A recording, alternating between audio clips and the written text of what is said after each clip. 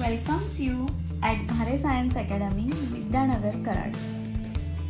Interactive audio-visual lecture series of physics, chemistry, maths and biology subject for 11th and 12th science students.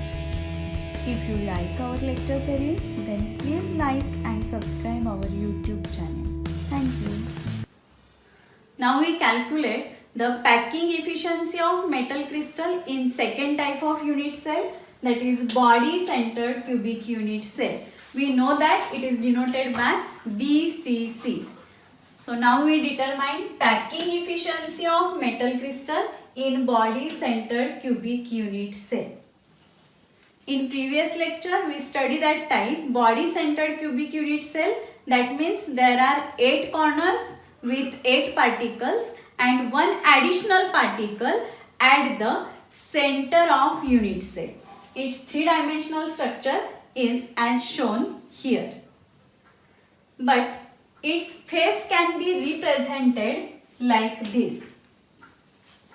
आपण जे structure पाहिलं आधी ते 3-dimensional structure, पण त्याचं फक्त फेस ऑब्झर्व केलं तर याप्रमाणे फेस असेल.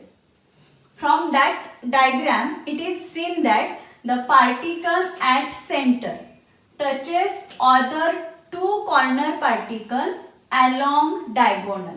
म्हणजे सेंटरचा हा पार्टिकल C कॉर्नरच्या 2 पार्टिकलला टच करतोय along diagonal. तर आता या टाइपसाठी आपण पॅकिंग इफिशियन्सी कॅल्क्युलेट करणार आहे. परत त्याच स्टेप्स मध्ये ज्या आपण सिंपल क्यूबिक युनिट सेल साठी यूज केल्या होत्या. So first we determine radius of sphere. In this diagram, edge lengths are denoted by A and radius of any sphere is denoted by R. Here we determine radius of sphere by using Pythagoras theorem. So here first consider triangle FED. So for triangle FED, that angle FED is 90 degree. He diagram आपण plane बोर्डवर काढली आहे त्यामुळे याप्रमाणे दिसते, पण actually हा जो बॉन्ड अँगल असतो तो 90 डिग्री असतो. So in that triangle FED bond angle FED is equal to 90 degree. So here we can apply Pythagoras theorem. So by applying Pythagoras theorem,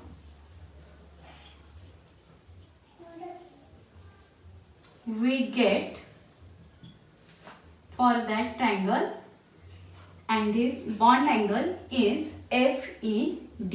According to Pythagoras theorem, FD square is equal to FE square plus ED square. Here FE is edge length which is A and its square, therefore A square, plus ED is also edge length and all edge lengths in cubic unit cell are A. So ED is also A, so ED square is equal to A square. Therefore FD square is equal to 2A square. It is equation 1. Now Pythagoras theorem is applied for another triangle in this diagram, FAD. So for triangle FAD,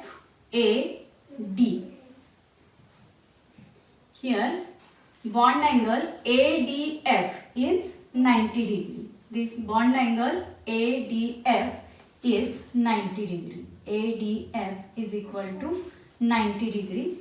So here also we apply Pythagoras theorem. So by applying Pythagoras theorem, we get ADF means this bond angle ADF is 90 degree.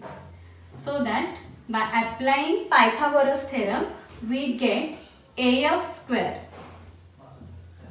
is equal to AD square plus FD square. Here AD is edge length and edge length is A. So AD square is equal to A square plus FD square. Here is the value of FD square. From equation 1 we substitute here value of FD square, which is 2A square. So FD square is equal to 2A square. Therefore AF square is equal to 3A square. It is equation number 2. Now again observe this diagram. The radius of any sphere in unit cell is considered as R. So this radius of that first sphere is R. This another radius is also R. This is one another radius which is also R, and this is one another radius. This is also R. So it is distance between A and F. So distance between A and F is R plus R plus R plus R. That means there are 4 R. Therefore we can write AF is equal to 4R from diagram. So from diagram AF is equal to 4R. It is equation number 3. Here we get the value of AF 4R. Here we get the value of AF square is equal to 3A square.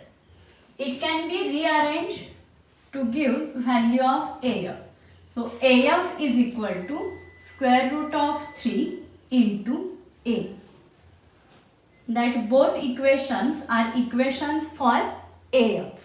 Therefore from these two equations we can write that 4R is equal to root 3A, and therefore R is equal to root 3 divided by 4 into A.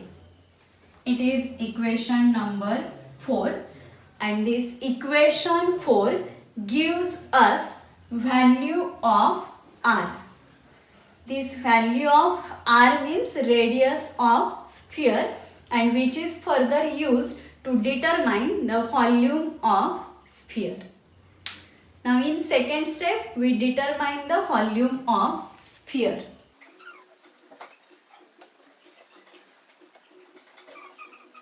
We need this value of radius for the determining volume of sphere. So I write down that formula here. Radius R is equal to root 3 by 4A. Equation 4, which is equation for the radius, it is further used to determine the volume of sphere.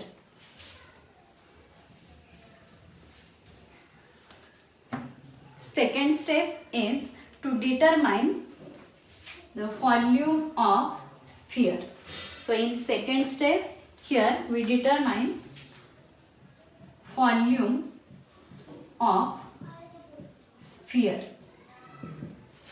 As we know, volume of any sphere is 4 by 3 pi r cube.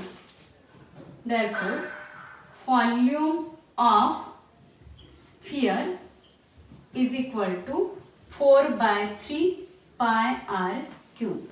Now here we substitute the value of r, radius, in this equation from equation 4. So that equation becomes 4 by 3 pi, value of r is root 3 by 4 into A and its cube. This equation is further solved, then we get 4 by 3 pi into cube of root 3 is 3 into root 3. So its cube is 3 into root 3. Cube of 4 into 4 into 4 is 64 and cube of A is A cube. Now here 3 is cancelled. We can divide 4 and 64. 4 into 1, 4, remaining 2, and 4 into 6. So volume of sphere remaining is pi into root 3 into A cube divided by 60. Here we get volume of sphere. It is denoted by equation 5. We can erase that equation of radius which is used to determine the volume of radius. Now next step is to determine the total volume of sphere. Total volume of sphere.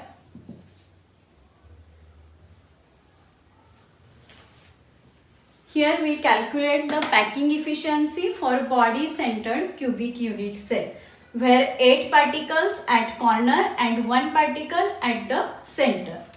So number of particles for BCC is equal to 8 corner particles, and corner particle contributes only its 1/8 part in unit cell. So it is multiplied by 1/8. Plus there is one additional particle at the center of unit cell, and the particle which is present at the center of unit cell does not share into any other unit cell. So one particle multiplied by 1. 8 into 1 by 8 is 1 plus 1 center particle. So 1 plus 1 is equal to 2. That means in body centered cubic unit cell there are 2 particles in unit cell. So total volume of sphere, that means total volume of 2 particles. Any particle is here considered as a sphere. Here we determine the volume for one sphere, and now total volume means we determine the volume of 2 spheres. Therefore, total volume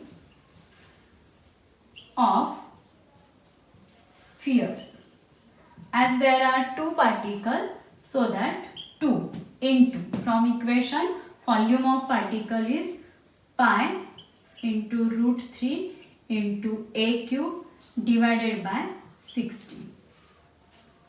So 2 into 8 is equal to 16. Therefore, pi into root 3 into A cube divided by 8. It is equation 6, and equation 6 gives us total volume of spheres in body centered cubic unit cell. Now we determine the packing efficiency in 4th step. To determine the packing efficiency, we need the value of total volume of sphere.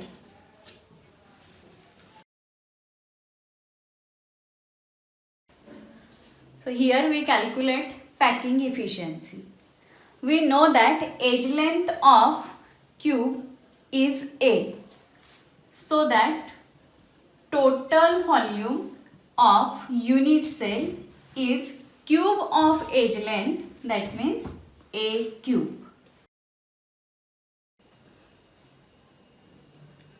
the formula used for packing efficiency is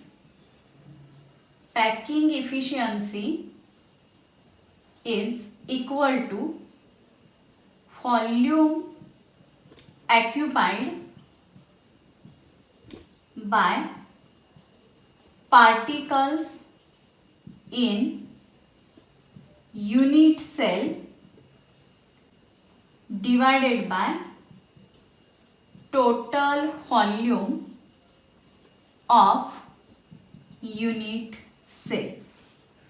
Now we substitute here values of volume occupied by particles in unit cell and total volume of unit cell. Volume occupied by particles in unit cell is given by equation 6, and which is pi into root 3 into a cube by 8 divided by total volume of unit cell, which is a cube. Here a cube is cancelled. We get pi into root 3 divided by 8. Here we get packing efficiency in fraction. For percentage, this equation is multiplied by 100. Now substitute these values of pi and root 3. Value of pi is 3.14. Square root of 3 is 1.732 divided by 8 into 100. It is equal to 68%. तुम्ही log टेबलवरती calculate करूनही ही value काढू शकता. So 3.14 into 1.732 divided by 8 multiplied by 100 is equal to 68%. That means packing efficiency of body centered cubic unit cell is 68%. Now we determine the empty space in BCC from that packing efficiency. Empty space is equal to total space, that means 100, minus space occupied, that means packing efficiency, 68. Therefore empty space in percentage is 32%. So here we can say that packing efficiency of body centered cubic unit cell is 68%, while empty space in body centered cubic unit cell is 32%.